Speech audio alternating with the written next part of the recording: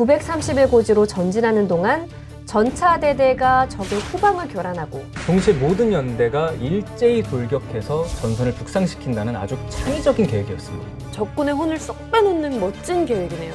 그런데 하나둘씩 돌발 상황이 생겼는데요. 선두에 선 장병들이 길을 잃고 방황하기 시작합니다. 어떻게? 이대로 실수로 끝나는 걸까요? 안녕하세요. 스토리텔러 병장 옹성우입니다. 그날 군대 이야기에 오신 것을 환영합니다.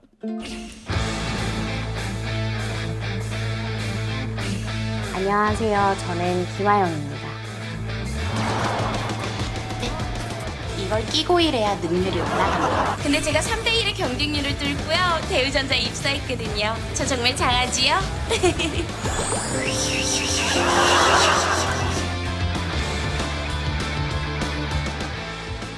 안녕하세요. 스토리텔러 이혜성입니다. 그날 군대 이야기에 오신 것을 환영합니다. 안녕하세요, 김나입니다. 안녕하세요, 개그우먼이자 가수로 활동 중인 김나입니다. 제가 최근에 신곡이 나왔어요, 여러분. 그래서 짧게 들려드려 보겠습니다. 울지 말아요, 그대 슬퍼 말아요, 내가 두 손을 잡아줄게요. 놓지 말아요, 이제 겁내지 마요, 내가 그대를 안아줄게요.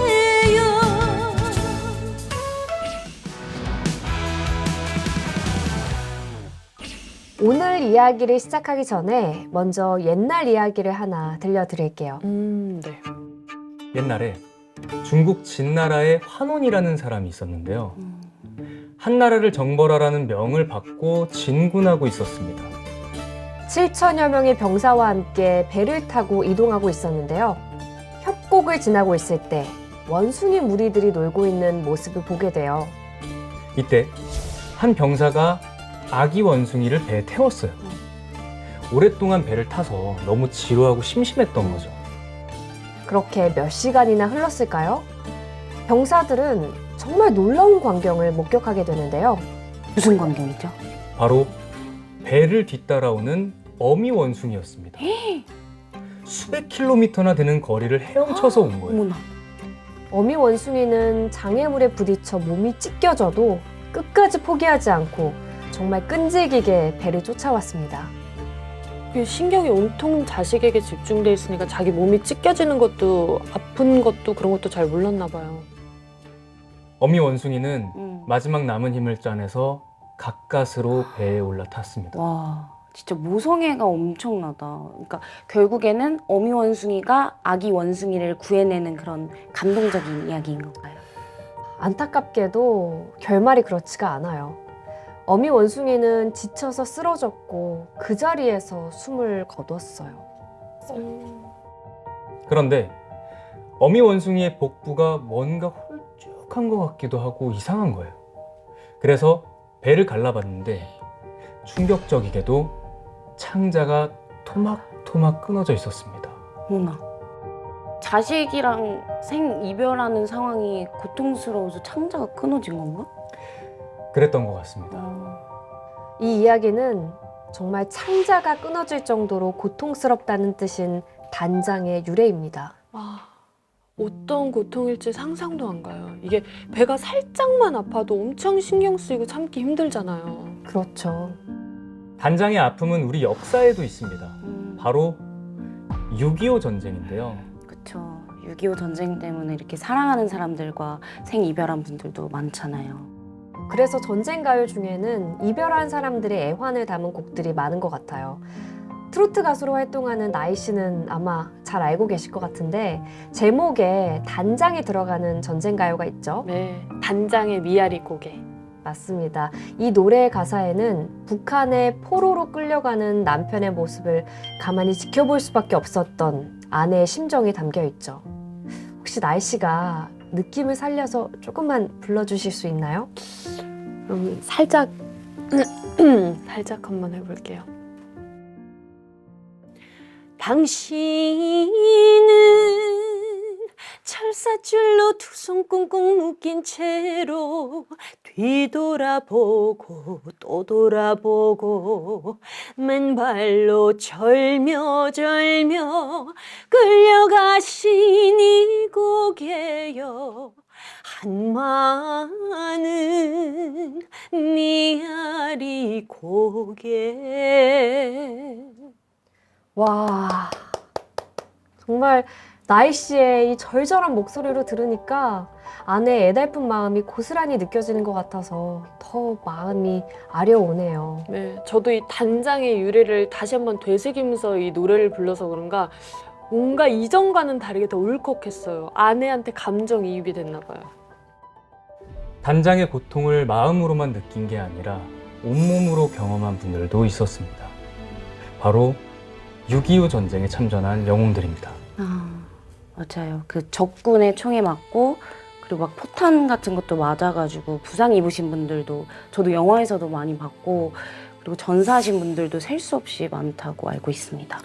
네, 오늘 제가 들려드릴 이야기는 창자가 끊어질 정도로 고통스럽고 참혹했던 단장의 능선 전투입니다. 그날 단장의 능선에선 무슨 일이 있었을까요?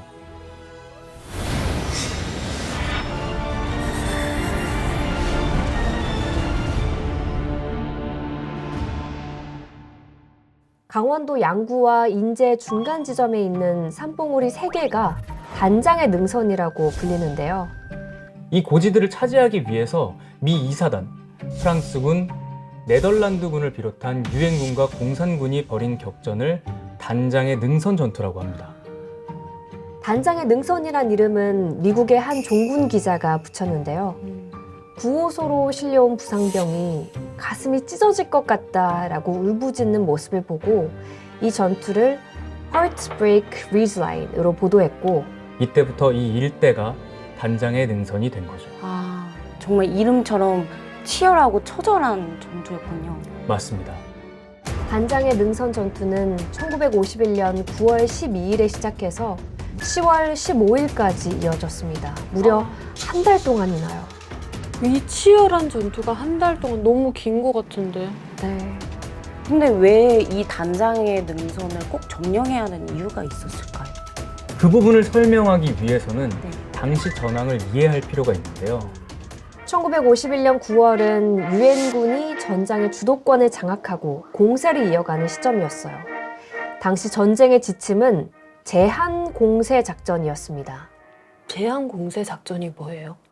전선을 극적으로 끌어올리지는 않지만 전략적 요충지를 먼저 차지하고 전체 전선에서 방어에 취약한 튀어나온 부분들을 끌어올리는 작전이에요. 적에게 손실을 주면서 압력을 가하기 위한 작전이었어요. 압력을 가한다고요? 당시에 휴전회담에 대한 논의가 이루어지고 있었거든요. 북한군이 휴전회담에 나오도록 압력을 가하는 거죠.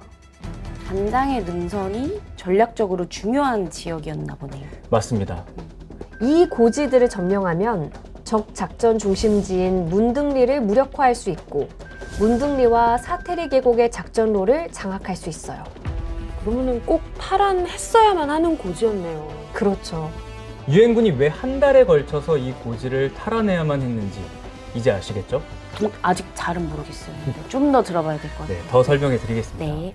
단장의 능선 전투는 초반부터 쉽지 않았습니다. 미 2사단은 1차 공격 작전에서 목표 고지를 점령하지 못하고 후퇴하는데요. 미군이 6.25 전쟁에서 조그마한 고지 하나를 두고 2주 동안이나 공방전을 벌이면서도 점령하지 못한 적은 이때가 처음이었다고 합니다. 근데 미군은 당시에도 군사력이 막강하지 않았나요? 그럴 만한 이유가 혹시 있었던 건가? 맞아요. 그 이유는 앞서 치렀던 피해 능선 전투와 관련이 있어요. 이 전투에서 미 2사단은 북한군을 상대로 대승을 거뒀습니다. 북한군 사상자가 무려 15,000명이 넘을 정도로. 와, 역시 미군. 이때 미군은 생각을 한 거죠. 북한군이 엄청난 손실을 입었으니까 다음 전투에서는 우리가 한 개의 연대만으로도 충분히 이길 수 있겠다라고 말이죠. 근데 미군 예상보다 북한군 병력이 좀 많았어요. 맞습니다.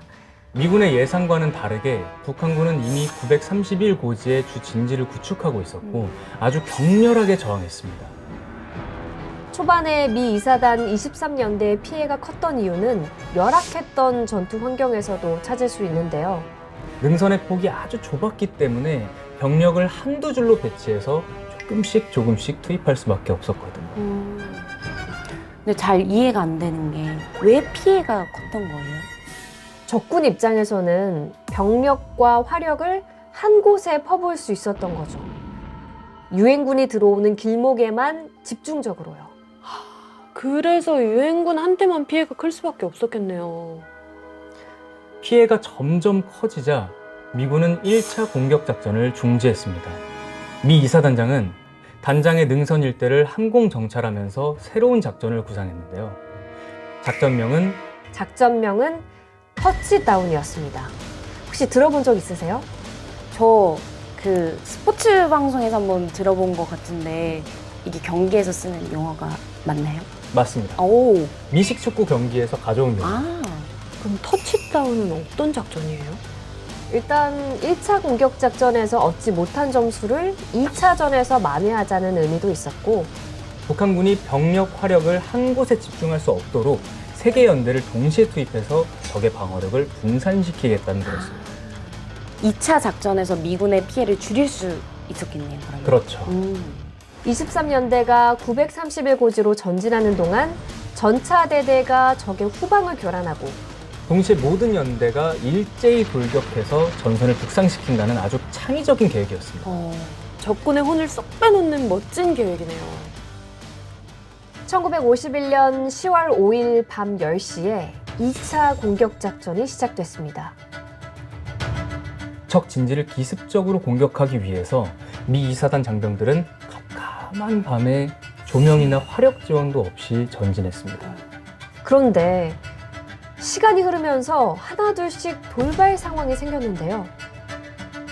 너무 어두워서 앞이 잘 안 보이니까 선두에 선 장병들이 길을 잃고 방황하기 시작한 거예요. 어떻게? 소대장들이 이들을 찾기 위해서 소리를 지르는 바람에 공격 기도가 적에게 노출됐습니다. 어떡해. 갑자기 적의 수류탄이 날아들었습니다.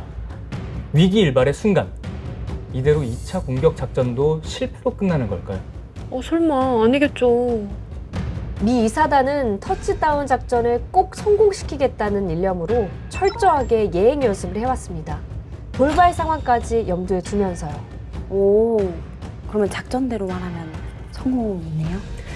미 이사단은 작전대로 적의 정면을 공격하는 동시에 후방도 기습했습니다. 동이틀 무렵에는 목표 고지에 도달했고 잔적까지 남김없이 소탕하면서 931고지를 장악했습니다. 역시 미군. 미 이사단은 목표 고지를 점령하고도 멈추지 않고 북쪽으로 진격했습니다. 다행히도 북한군의 저항은 없었습니다. 무서워서 다 도망갔나 보다. 미 이사단은 단장의 능선 중에 931고지와 펀치볼 지역의 가칠봉을 연결하는 선까지 진출하면서 터치다운 작전을 성공적으로 마무리했습니다. 미 이사단을 포함한 이 연합군들의 터치다운이란 창의적인 작전 덕분에 전투를 승리할 수 있었네요. 맞습니다. 막심한 피해를 입은 북한군은 1953년 7월 정전협정까지 전선에 투입되지 못했고 이날 이후로 단장의 능선 근처에는 더 이상의 대규모 공세가 일어나지 않았습니다. 이보다 더 확실한 승리는 없을 것 같아요. 창자가 끊어지는 고통 속에서도 끝까지 포기하지 않고 싸워준 미 이사단은 6.25 전쟁이 발발했을 때 가장 먼저 우리나라로 달려와준 부대입니다. 6.25 전쟁에 참전한 유엔군은 198만 명이고 이 중에 미군은 178만 명입니다. 미군 3만 6천 명을 포함한 4만여 명의 유엔군 장병이 한반도에서 안타깝게 희생됐어요. 너무 많은 유엔군 장병들이 우리나라를 위해서 희생이 되신 것 같아요. 들으면서 너무 안타깝고 뭔가 괜히 모르게 죄송스럽기도 하고 또 굉장히 감사하기도 하고 굉장히 여러 가지 감정이 좀 저도 들으면서 밀려오는 것 같아요. 네. 이걸 한번 보시겠어요?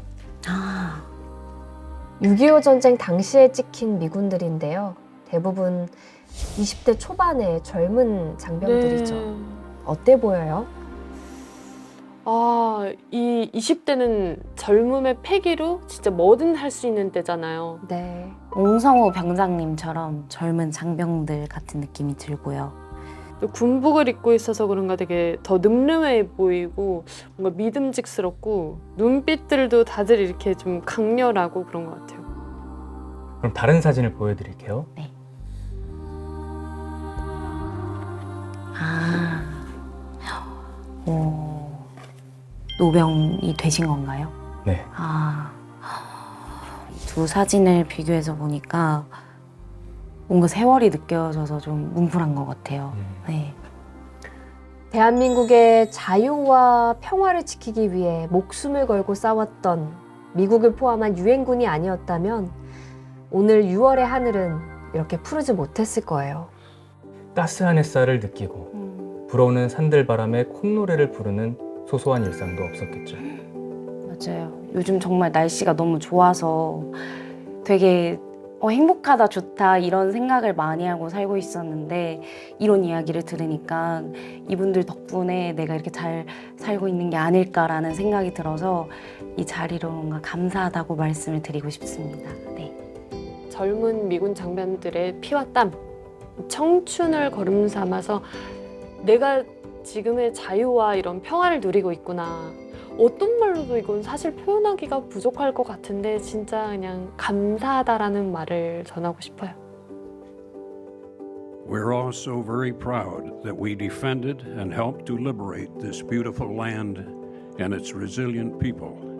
So proud of what we had done, and I know that the men who served in Korea, what we had done, were able to accomplish in freeing a people, giving them the opportunity. If I had it to do again, I'd do it all over again. I'd come over here again. I really would. It's just, it's so different over here. The people are wonderful people. But that was mine, getting in and going up to the service and all. But